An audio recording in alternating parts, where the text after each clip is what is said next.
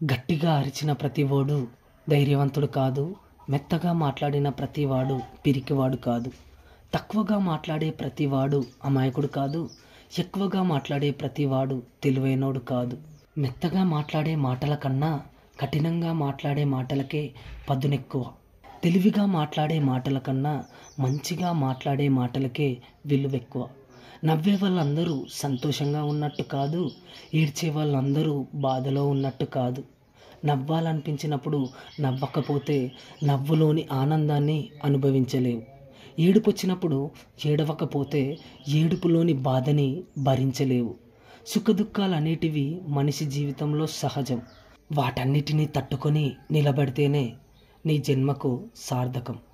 ఒకటి బాగా గుర్తుపెట్టుకో మిత్రమా, నీ జీవితంలో కారు చీకట్లు కమ్మేసినప్పుడు వెలుగు కోసం వెతకడం కాదు, వెలుగుని సృష్టించడం నేర్చుకో.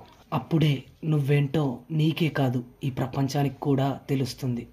నువ్వు ఒక లక్ష్యాన్ని ఎంచుకున్నావంటే ఆ లక్ష్యాన్ని చేరుకునే వరకు ఆగకుండా, అలుపనేది లేకుండా, భయం అనేది దరిచేరకుండా, ప్రాణాన్ని పెట్టుబడిగా పెట్టి గెలవాలనే ఆశని ఆయుధంలా మలిచి అడుగులు ముందుకు వేస్తూ, కష్టాన్ని వెనక్కి తోస్తూ, ఎదురొచ్చిన అడ్డంకులను అధిగమించి విజయాన్ని చేరుకున్నప్పుడే నీ విజయం మరికొందరికి ధైర్యం అవుతుంది.